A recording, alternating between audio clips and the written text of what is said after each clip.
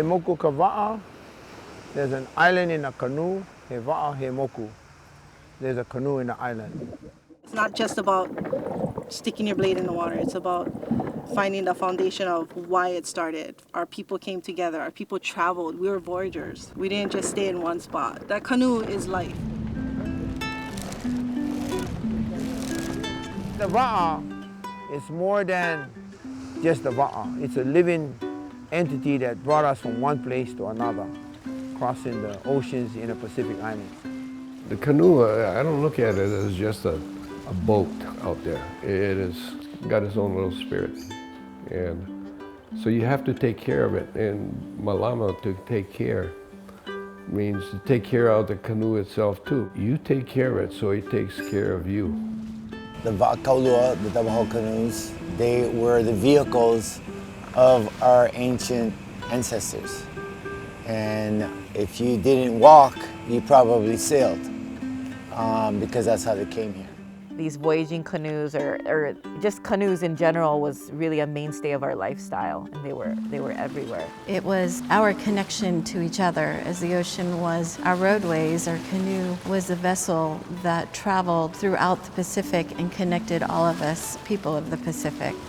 Due to modern times, Westerners coming in and coming in with their own vessels and teaching us their way of life, we've lost our connection with the canoes. 1900s, no double hull canoes were made by the ancient ones, the Hawaiians. So it was something that was left dormant for quite a few years. And then it was like a Hawaiian Renaissance back in the early 70s that started to bring all this stuff back.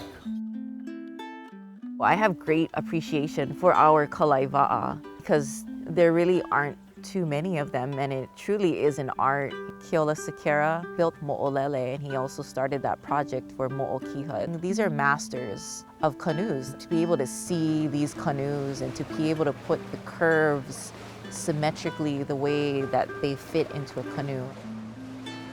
Whatever we're doing has to be along the same lines and thinking as the ancient ones did it. This kind of canoes, it's not like a regular catamaran that you take people out on.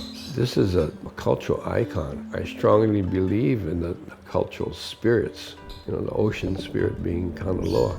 You take nature's design, like a fish or something, you put it into practice with a full-size canoe, and that's part of the challenge. And that's why I say canoe making is not all just work and brawn. It's an art form too. You have to study it as an art form. And if you look at nature, whether it be a bird, fish, or whatever, it's by design, it's a beautiful art form that is functional. And so that's what the canoe has to be, a functional art form, if you may. The voyaging canoe is a living part of our culture. It's part of our identity of who we are as Hawaiians, as oceanic peoples. In these times where the world is changing, we have to think about the parts of our culture that we want to hold on to. Are they valuable? Because if we don't value them, if we forget about them, they just disappear. They only exist in the books. So it's important for us to continue to teach our young kids this part of their culture, because if you don't, then why should they even value it?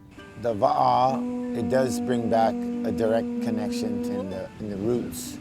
I said that I will always keep it a floating classroom, and I will always keep it eager to teach. And right now we're doing all of Hawaii, and then like Hokulea, once we go abroad, then it will, like an octopus, it will just keep going.